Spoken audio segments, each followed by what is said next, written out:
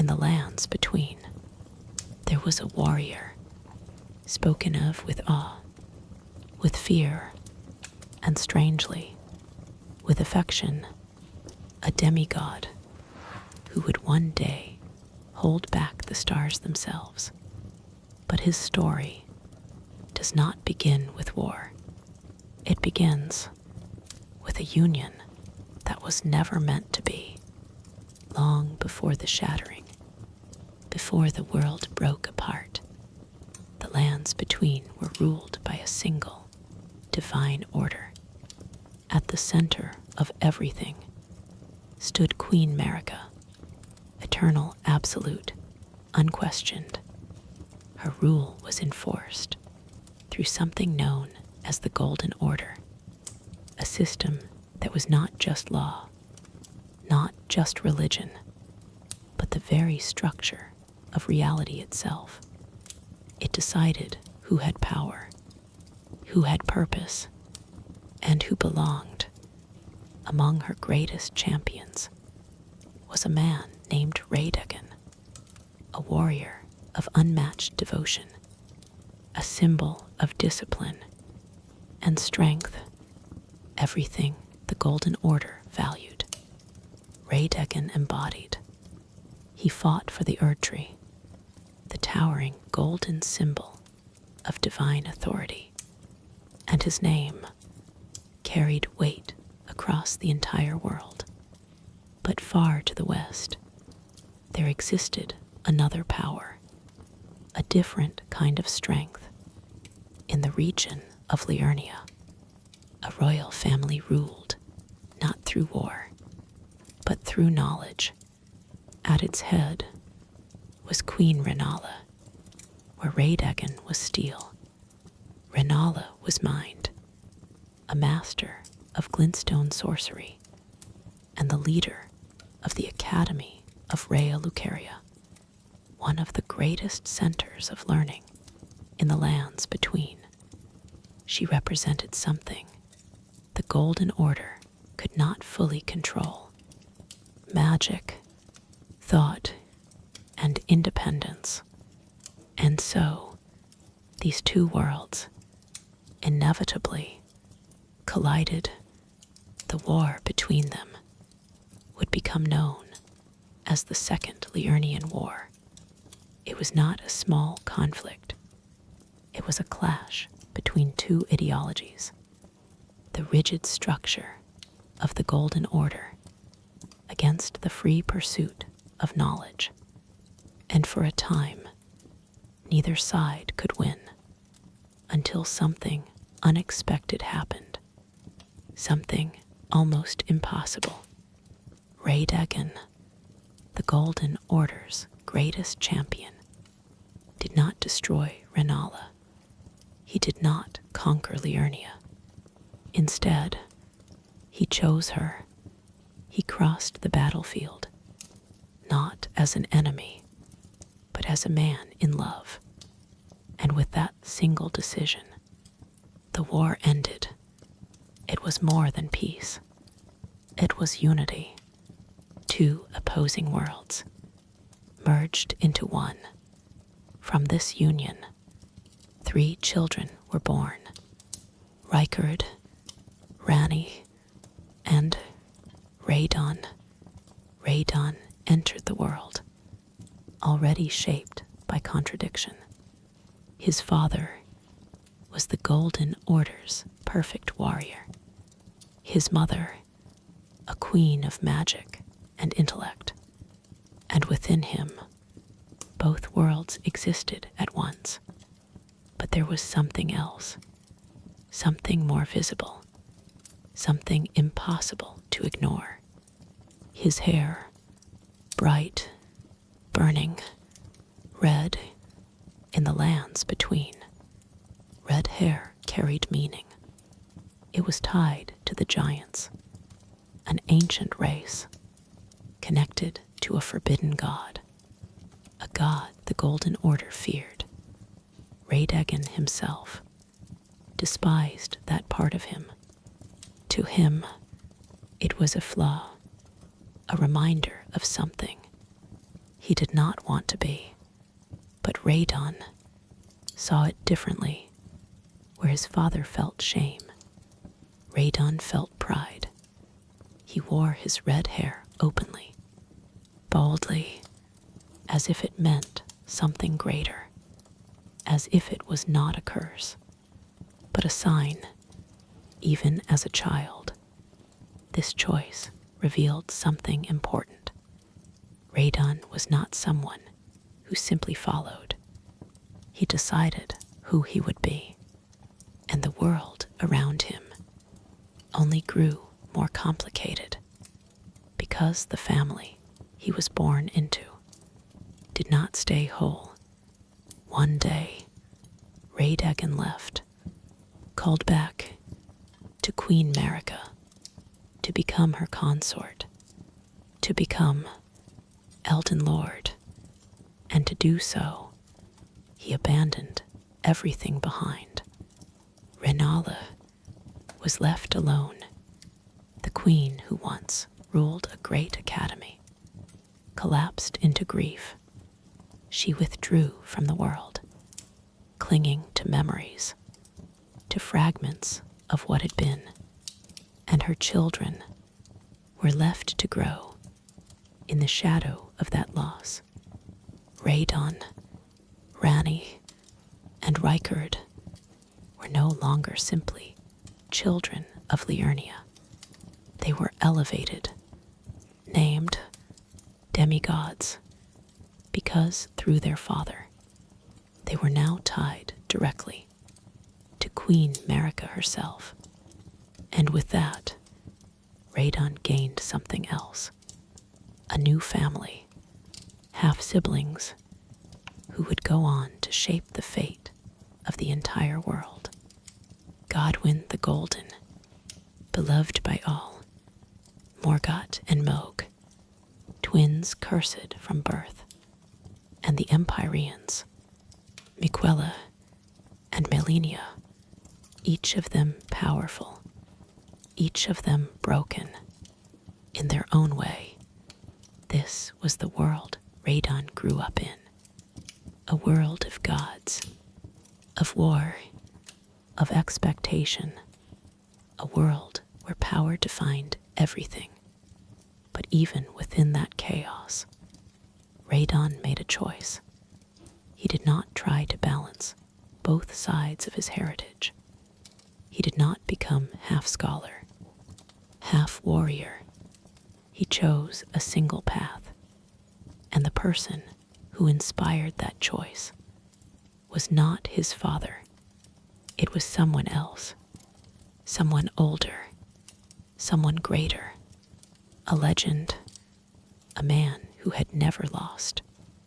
Godfrey, the first Elden Lord, a warrior who had conquered every enemy before him, a man who defined what it meant to be unstoppable.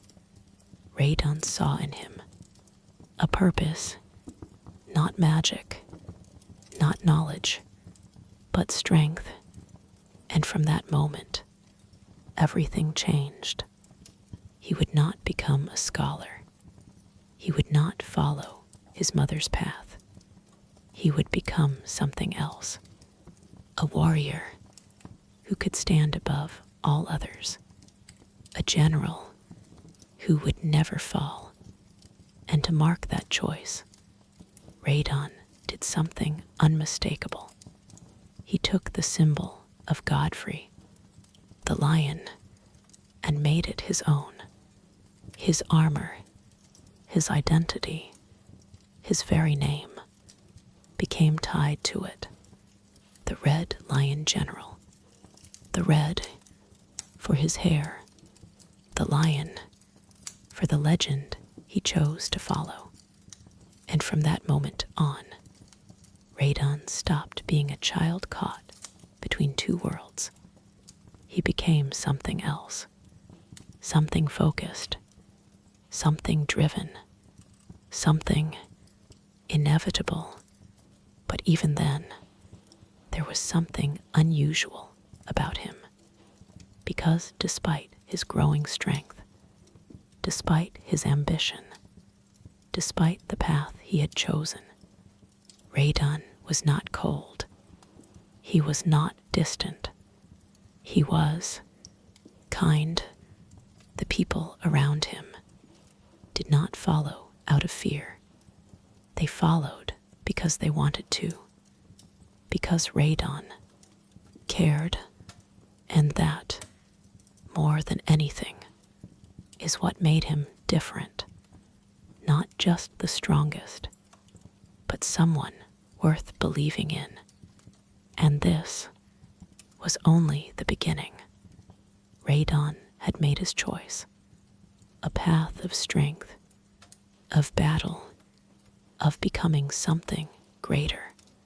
He trained relentlessly, day after day, year after year, shaping himself into the image he admired most. But as time passed, something began to change. Radahn grew, not slowly, not naturally, but beyond what most living beings could ever become. His body, fueled by divine blood, expanded until he became something colossal, a towering figure, a warrior who could stand above armies and break them. It was power, true power, but it came with a problem, a small one, almost insignificant. Yet to Radahn, it mattered more than anything. He could no longer ride his horse. The horse's name was Leonard, not a legendary steed, not a war horse bred for battle, just Leonard, small, thin, unremarkable, the kind of horse most people would never look at twice. And yet, Radahn refused to abandon him. This is the part of his story that reveals who he truly was, because Radahn did not search for a stronger mount. He did not replace Leonard. He did not move on. He chose to change himself instead. And so, the Red Lion General turned to something he had ignored his entire life.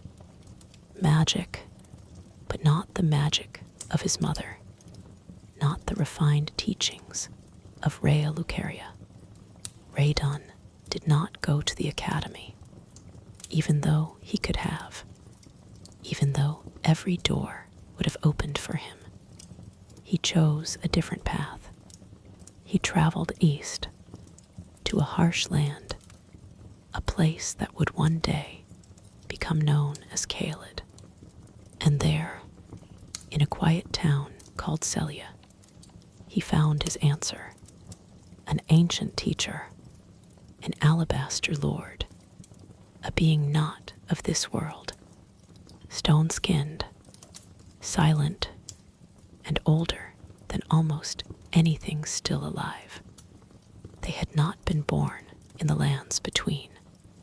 They had fallen from the sky long ago as meteors, and with them they brought something rare, a deep understanding of gravity itself, not studied, not written, but natural, instinctive. And Radahn sat before them and began to learn. At first, his goal was simple. He wanted to become lighter, not in body, but in burden, to ease the weight on Leonard's back, to make it possible for them to ride together again. And so he practiced. He learned to bend gravity, to shift it, to control it, slowly, carefully, with purpose, until one day it worked. The massive demigod could ride once more, and Leonard, carried him just as he always had. For most, that would have been enough. The problem solved, the goal reached. But Radahn did not stop, because once he understood the principle, he saw something more. Gravity was not just a tool, it was a weapon, and Radahn was a warrior. He began to push further, to experiment, to expand. What began as a simple technique became something far greater.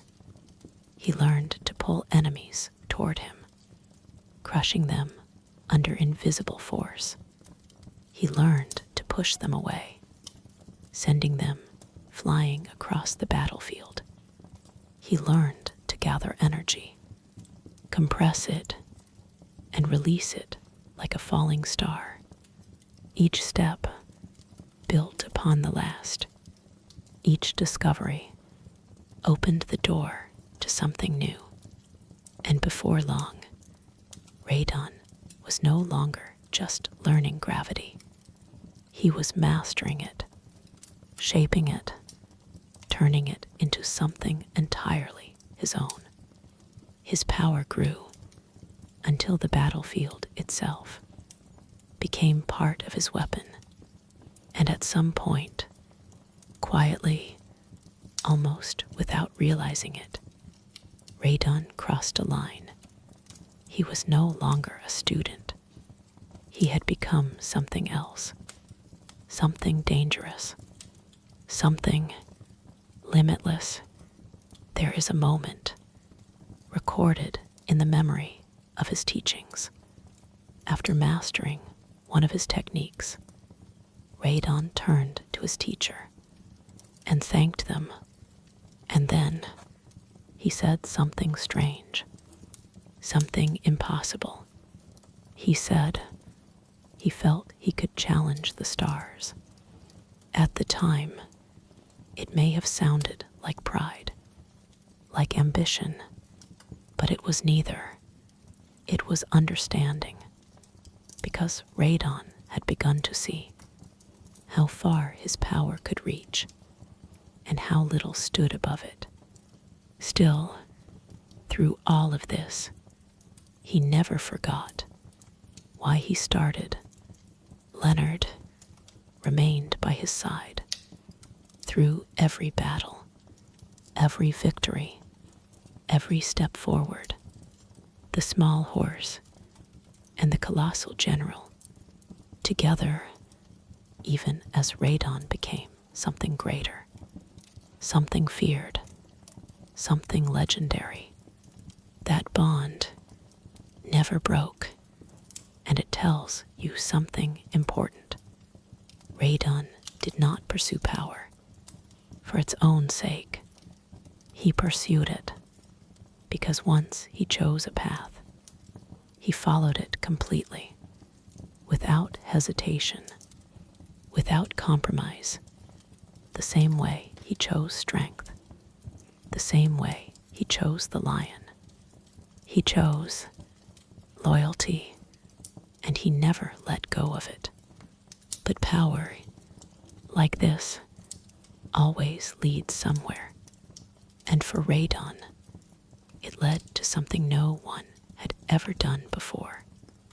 Not a battle, not a conquest, but something far greater. A challenge against the very sky itself. Because soon, Radahn would do something that would change the fate of the entire world. He would raise his power beyond armies, beyond kings, beyond even the gods. And he would stop the stars. By now, Radahn was no longer just a warrior. He was something else. A force, a general whose name carried across the lands between, spoken with respect, with fear, and with certainty, because by this time, everyone agreed on one thing. Radahn was the strongest of the demigods. Not a title, he claimed, not something given lightly, but something the world itself had decided. He had the strength of the Golden Order, the discipline of a warrior, and now the power of gravity itself. But even that was not the limit, because Radahn kept going.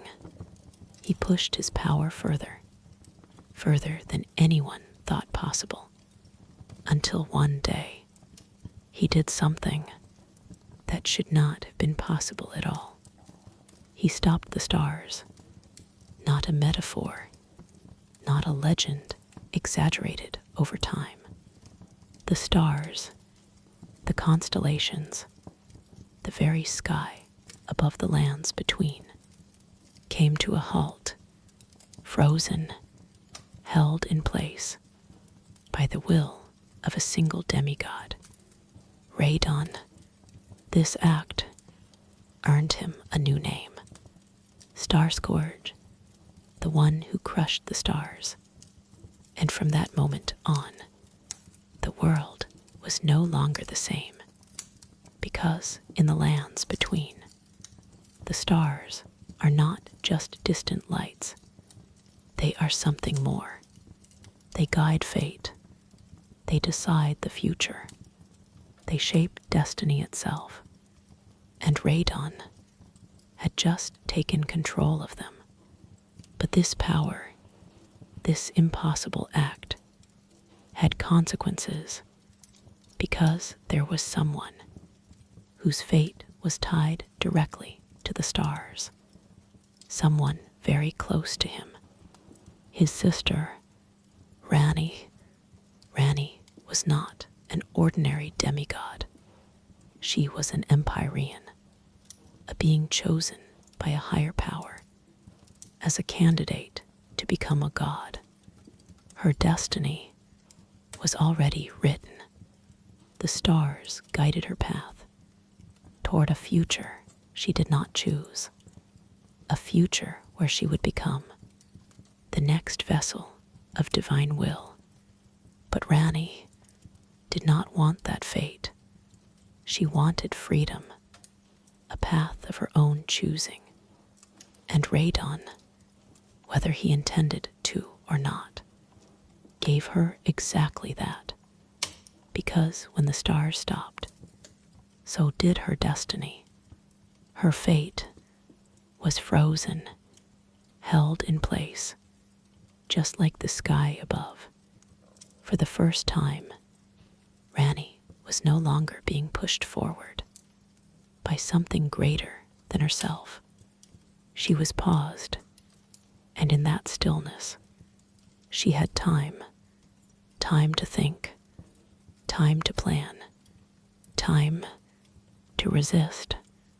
Radahn had become something incredible, a being who could hold fate itself in place. But here is the question that no one can fully answer. Why did he do it? Why would Radahn stop the stars? There are two paths, two possibilities. The first is loyalty. Radahn was a warrior of the Golden Order. He believed in its structure, its purpose, its rule, and beneath the lands between, there were forces working against it. The people of Nokran, the hidden city below the earth, sought to bring about an age guided by the stars, not the Golden Order. If the stars moved, their plan could unfold. So Radahn stopped them.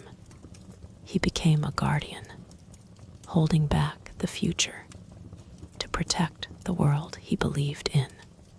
But there is another possibility, something more personal, something tied to a promise, because Radahn had made a vow a vow to his half-brother.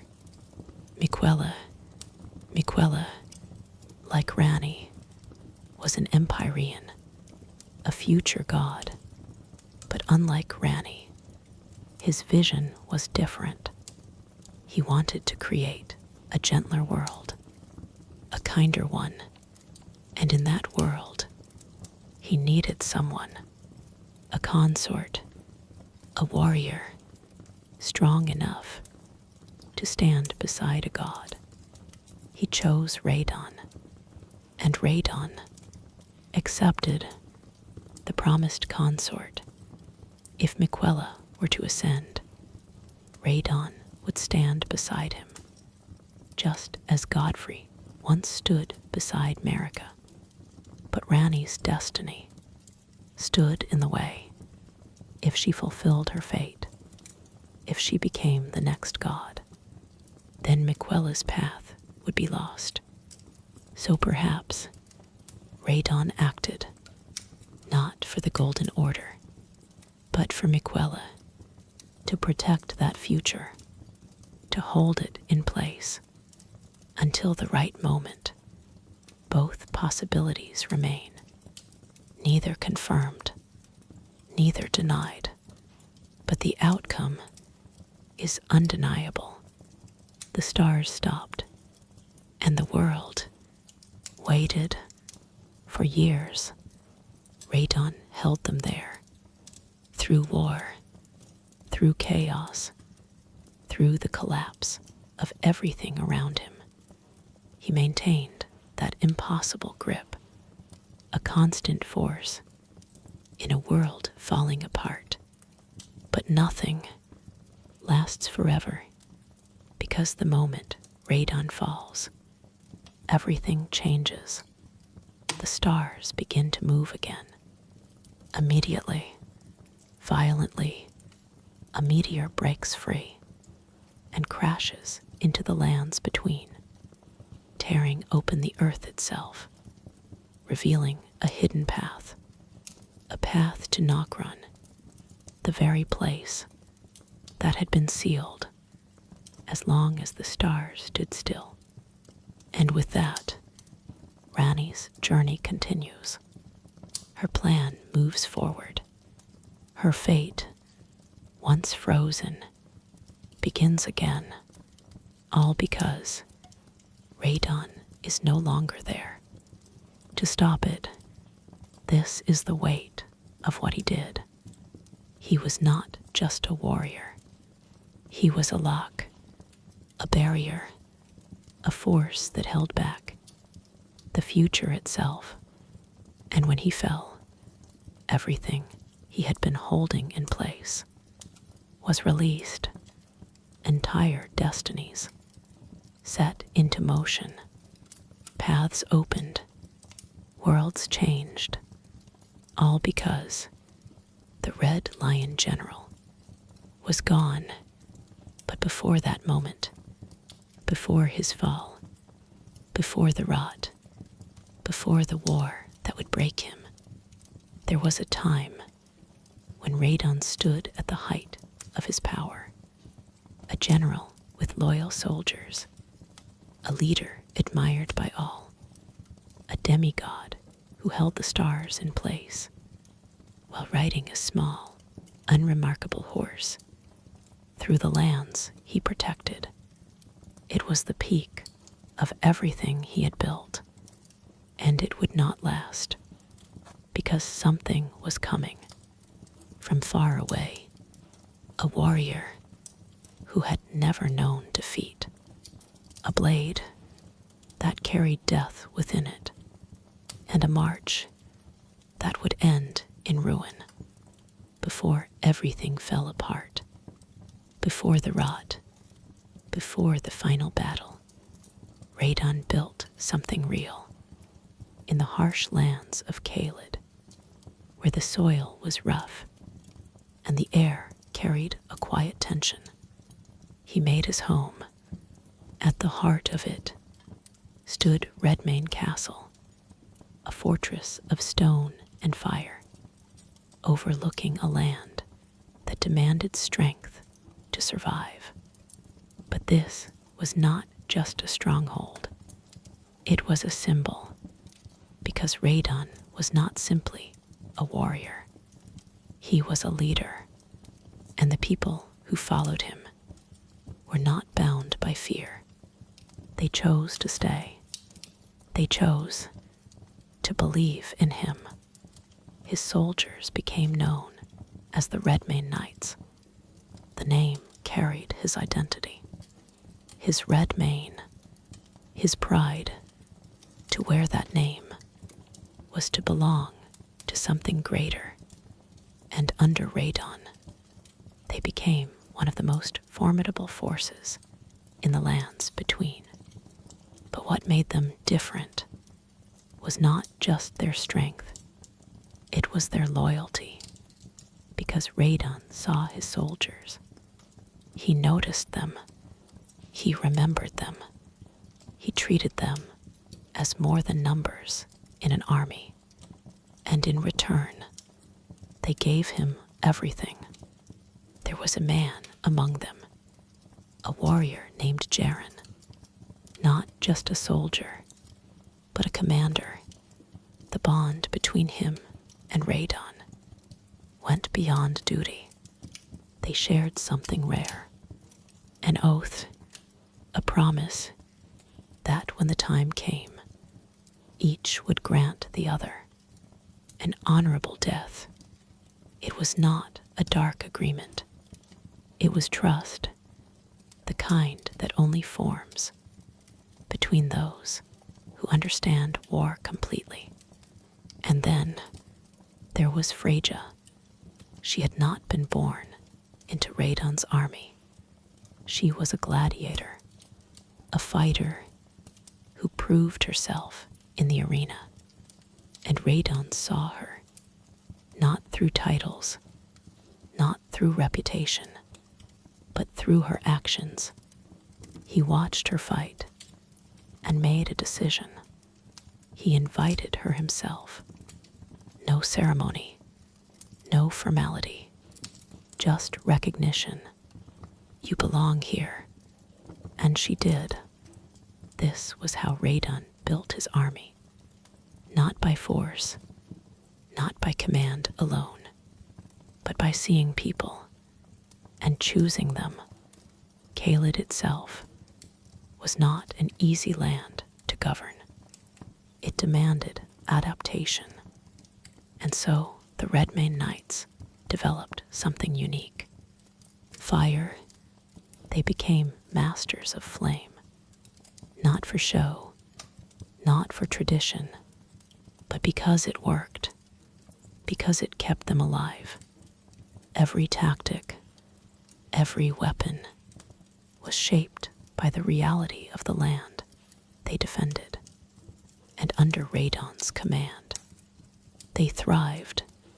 He also remembered where he came from. Celia, the town where he had learned gravity magic, remained under his protection. He did not forget it. He did not treat it as just another territory. He cared for it, quietly, in the same way he cared for his soldiers, for Leonard, for the people who had shaped him. This was Radahn, at his height, a general, a protector, a leader, the strongest demigod alive, and someone people genuinely loved. Even those who stood against him could not fully hate him. His brother, Rykard, who would one day reject everything the Golden Order stood for, kept a portrait of Radahn within his own domain, not hidden, not removed, just there, a quiet reminder that whatever paths they chose, some bonds never fully broke. And then there was Miquella, the one who had made the vow, the one who had chosen Radahn as his consort. Their connection, remained, unspoken, but real, and somewhere ahead, that promise waited, but the world around them was beginning to fracture. Everything changed. On a single night, the night of the Black Knives, it came without warning. No armies, no battlefields, only shadows. And when it ended, everything was broken. Godwyn the Golden was dead, not just killed, but destroyed in a way that could not be undone. A fragment of death itself, used against him. And Queen Marika, in her grief, did something unthinkable. She shattered the Elden Ring, the very foundation of order, the thing that held reality together. Broken, scattered, its pieces, the great runes, fell into the hands of the demigods, including Radahn, and with them came power, but also something else, a pull, an obsession, a drive toward conflict. The shattering had begun. War spread across the lands between. Not clean, not controlled, but chaotic. Every faction, every demigod, drawn into it. Radahn stood in the middle of it all, still leading, still fighting, still holding the stars in place, even as the world collapsed beneath them. His body grew even larger, his strength pushed beyond its limits. The great rune within him burned, and when something worse would come, it would fight for him. But even Radahn could not prepare for what was coming next, because from the far north, across mountains and war-torn lands, someone was marching toward him, a warrior who had never been defeated, a blade that carried something far worse than death. Malenia, she did not rush. She did not hesitate. She walked, step by step, across the entire lands between, through Liurnia, through Limgrave, until she reached Caelid, and behind her marched the Cleanrot Knights, soldiers who carried a terrible truth, because Malenia was not just a warrior, she was cursed. From birth, the Scarlet Rot lived inside her, a slow, inevitable decay, and those who followed her accepted it. They fought beside her, knowing what it would cost, knowing what it would do to them. And still, they came because their loyalty matched Radahn's own. When the two armies met, it was not just another battle. It was something else. Two forces at the peak of their power, two leaders who inspired absolute devotion, and two destinies about to collide. The Redmane Knights against the Cleanrot Knights, fire against rot, loyalty against inevitability, and at the center of it all, Radahn and Malenia. They would meet on the battlefield, and nothing would ever be the same again. The battlefield was already broken. The clash between the Redmane Knights and the Cleanrot Knights had torn through Caelid. Fire met rot, steel met decay, and neither side gave way. But this war was never about the armies. It was always about two figures, Radahn and Malenia. At last, they stood face to face, the strongest demigod and the undefeated blade, strength against inevitability. For a moment, everything else faded. No soldiers, no war, just two beings who carried the weight of entire futures. And then they fought. Their battle was unlike anything the lands between had ever seen. Malenia moved with precision. Every strike, perfect, every motion, refined. She had never known defeat. Radahn was something else entirely. Raw power, overwhelming force. Each swing of his blade could shatter the ground itself. And through it all, gravity bent around him. The battlefield itself responded to his will. They clashed again and again, neither falling, neither yielding. A stalemate, but beneath that balance, something was shifting, because for the first time, Malenia was being pushed, forced to give more, to reach deeper, to go beyond what had always been enough. And in that moment, she made a decision, a choice that would end everything. She let go of her pride, and with it, she let go of control. At the center of the battlefield, Malenia reached for the one thing she had always held back, the Scarlet Rot.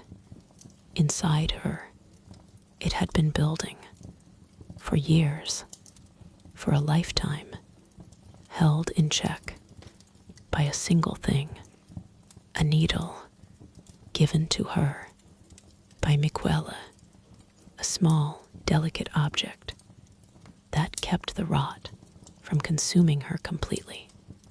And in that moment, she broke it, deliberately. The last barrier was gone. What followed was not an attack. It was a catastrophe.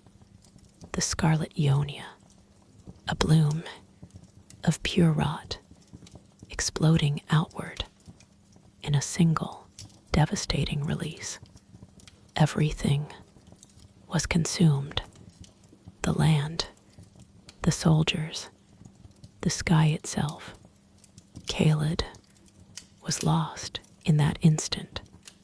But just before it happened, just before everything disappeared, Malenia leaned close to Radahn, and she spoke. Softly, she told him Miquella was waiting.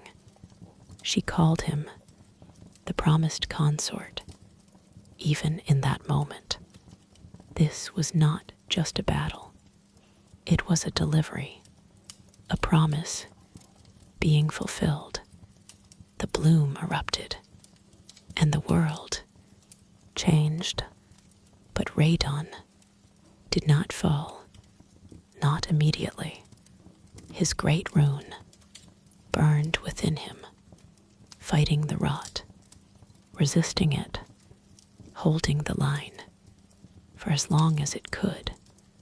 But the Scarlet Rot is not something that can be defeated, only delayed. Slowly, it began to take him, not his body.